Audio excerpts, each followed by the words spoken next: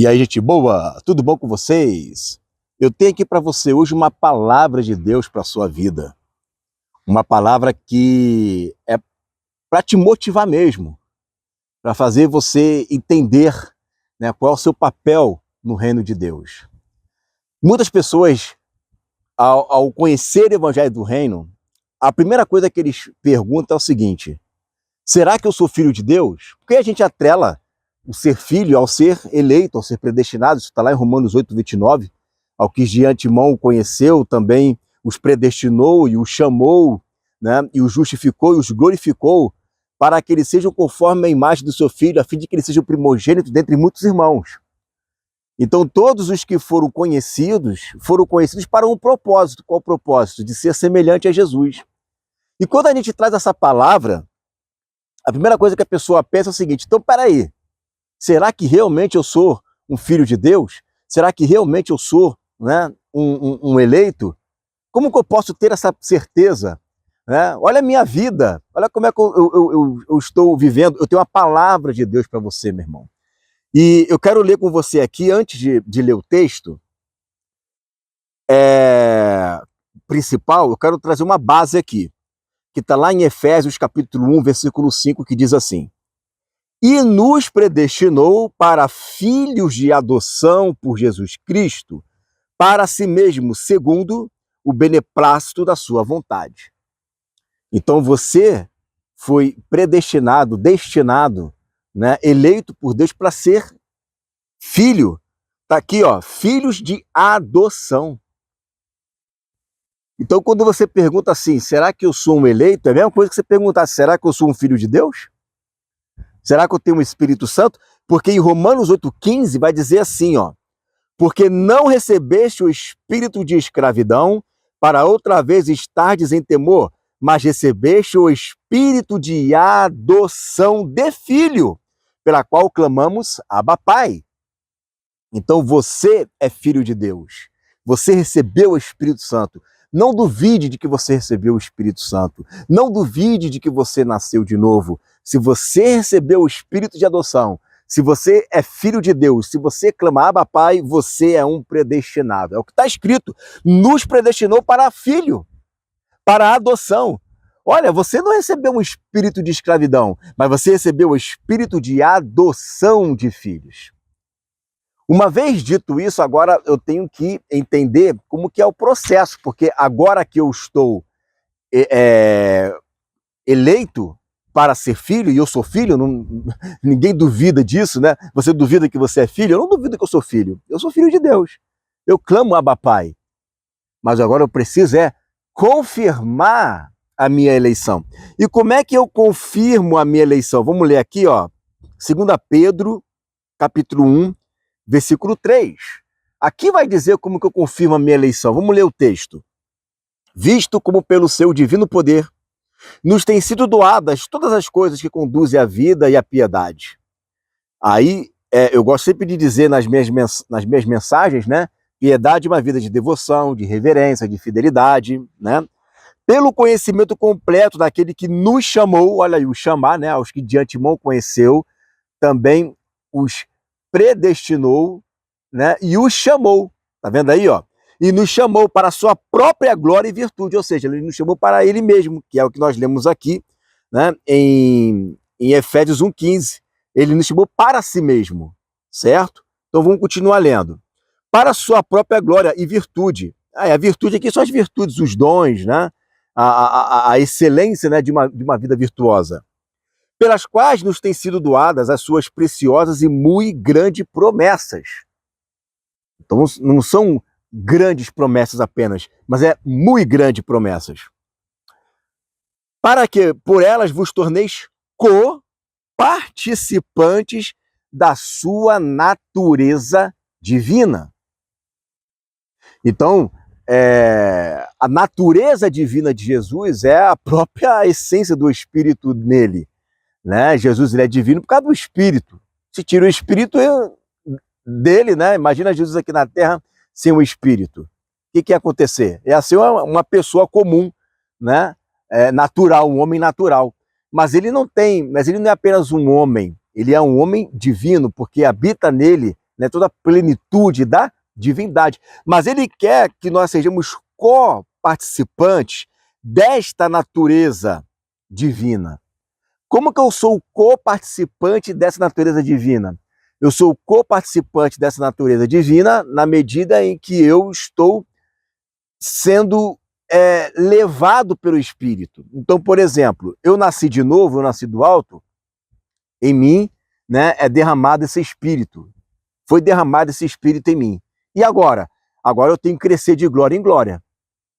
Cada vez mais me transformando na imagem dele, nessa natureza. Deixando essa natureza tomar, né, mortificar a minha carne, para que essa natureza ela cresça, resplandeça, a fim de quê?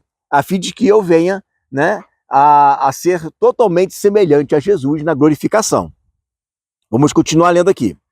Livrando-nos da corrupção das paixões, que eu acabei de falar, mortificar a carne, das paixões que há no mundo. Por isso mesmo, vós reunindo toda a vossa diligência, ou seja, todo o vosso desejo de querer crescer, de querer ser uma pessoa excelente, né? Associa isso, né, com a vossa fé e virtude. Então a pessoa ela quer, né? Isso aqui é diligência. Diligência aqui no grego significa aquela pessoa que está querendo, ela quer, né? Pô, eu tô com uma vontade de buscar o Senhor, eu tô com uma vontade de querer ser semelhante a Jesus. Então você quer? Associe isso à vossa fé. Associe isso à sua fidelidade, ao seu comportamento. Não fica só no querer, eu quero. Eu tô com uma vontade de querer fazer isso, diligência. Mas essa diligência sem a execução não adianta nada. Quando você associar o seu querer com a sua fé, você vai ter que associar mais coisas. Olha só. Associar com a vossa fé a virtude que eu falei aqui anteriormente tem a ver, né, com a excelência moral, a virtude com o conhecimento de Deus, e com o conhecimento o domínio próprio, porque o conhecimento leva a pessoa à soberba. Então você tem o quê? Você tem a diligência, associa a diligência à fé, associa a sua fé à virtude, e associa a sua virtude ao conhecimento, e associa o conhecimento ao domínio próprio. Olha quanta coisa eu tenho que associar. É um passo a passo. Diligência. Primeiro você tem que querer. Você tem que acreditar que você pode. Diligência. Segundo passo, fé, fidelidade. Vamos praticar. E agora, com virtude, com excelência. Agora com caráter moral. Não é apenas eu apenas fazer qualquer tipo de prática. É uma prática voltada para a excelência moral divina. Porque se você for fazer uma virtude humana, virtudes humanas, Jesus falou que os publicanos também fazem, mas as virtudes divinas, só os filhos de Deus podem fazer. Você vai associar a sua diligência à fé, a sua fé à sua virtude ao conhecimento e o conhecimento ao domínio próprio. Porque senão você vai acumular muito conhecimento, mas sem domínio próprio você vai se ensoberbecer. Mas aí você tem que associar também ao domínio próprio a perseverança, que é o que está aqui. Ou seja, a perseverança é você não começou bem, você está tendo diligência, você está tendo fé, você vai estar tendo virtude, você está tendo conhecimento, você está tendo domínio próprio, persevere nisso. Persevere, não pare, não desista desse caminhar. Continue, vá em frente, persevere. Mas a perseverança eu tenho que manter com a minha piedade, com a minha reverência e respeito, né? Associado à minha diligência, à minha fé, às minhas virtudes, ao meu conhecimento, ao meu domínio próprio e também à minha perseverança, eu vou associar também a piedade, o respeito. Mas com a piedade, olha aí, a fraternidade. Né? O que é a fraternidade? É o amor com os irmãos. É a comunhão. É o amor fraterno. Tá? A palavra aqui é Filadélfia, que vem da palavra filo. Então, preste atenção que aqui tem duas palavras, e é aqui no versículo 7, olha só. Com a piedade, a fraternidade, a Filadélfia, e com a Filadélfia, o ágape. Então você tem aqui o amor divino, o amor que supera a tudo, mas você também, também tem o amor fraterno, que é o amor relacional. É um amor de relação. Porque aqui é um amor de família, fraterno, né? É um amor como se fosse amor parentesco. É um amor de fraternidade. É um amor de relação.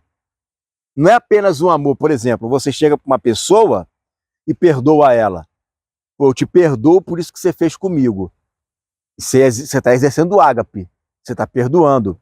Você vai ajudar o próximo. Você está exercendo o ágape. Agora, o amor fraterno, ele ultrapassa, porque o amor fraterno é o amor que cultiva, né, a amizade, é o amor que cultiva a família.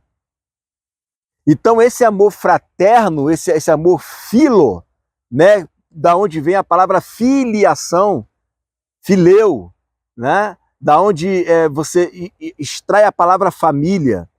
Aqui é família, você tem três tipos de amor. Você tem o amor ágape, que é o amor divino, o amor de Deus. Você tem o amor fileu, que é o amor de família, né, irmãos, parentes, né? E você tem o amor eros, que é o amor erótico, que é marido e mulher, né? E agora, aqui está dizendo o seguinte, você precisa ter o ágape, mas você precisa também ter comunhão. É isso que ele está dizendo. Aí no versículo 8, porque essas coisas existindo em vós, e em vós aumentando, fazem com que não sejam inativos, ou seja, inoperantes, preguiçosos. A palavra aqui no grego é preguiçoso. Faça que vocês não sejam preguiçosos, tá? Nem frutuosos no pleno conhecimento de nosso Senhor Jesus Cristo. Pois aquele que em essas coisas não está presente, o que não está presente? A diligência, a fé, a virtude, o conhecimento, o domínio próprio, a perseverança, a fraternidade, o amor, não é? Se não existir nessas coisas, essa pessoa é cega. Olha que responsabilidade, hein? Nada mais do que fruto do Espírito. Isso são características de filhos de Deus. Foi para isso que o Senhor nos predestinou, para sermos filhos de adoção à semelhança daquele que nos chamou, segundo o próprio beneplácito da sua vontade. Aí diz assim, pois aquele a quem essas coisas não estão presentes é cego, vendo só o que está perto, não consegue enxergar o mundo espiritual, esquecido da purificação dos seus pecados de outrora. Claro, porque ele não se encheu dessas virtudes. Essas virtudes, que é o que compõe a natureza divina, é o que faz fazer morrer todas as paixões que há nesse mundo. Por isso, irmãos, procurai com diligência, ou seja, com vontade de querer, cada vez maior, confirmar a vossa vocação e eleição. O que confirma a minha vocação e eleição? O que confirma, gente? É o que está lá em João 13:35. Nisto todos conhecerão que sois meus discípulos, se amardes uns aos outros. Se eu pratico o amor, eu estou confirmando a minha eleição. Entendeu? A minha vocação, o meu chamado, a minha eleição, a minha vocação e o meu chamado é amar. Tá vendo aí, ó? Porquanto, procedendo assim, não tropeçareis em tempo algum, pois desta maneira que vos será amplamente suprida a entrada no reino eterno de nosso Senhor e Salvador Jesus Cristo. Então, qual é a questão? Você tem às vezes uma dúvida, né? Você quer entender se você é filho de Deus ou não é, se você é eleito ou não é. Meu irmão, se você ama o próximo, se você pratica o amor, se você tem a diligência, a fé, se você tem a virtude, se você tem um conhecimento, se você tem um domínio próprio, se você tem a fraternidade, se você tem a perseverança, se você tem o amor, e multiplica isso em você, você está confirmando a sua eleição. Amém? Então é isso, nós precisamos ter essa vida, viver isso, para que a gente possa confirmar e entrar, uma entrada ampla no reino de Deus. Amém? Fique com essa palavra em nome de Jesus.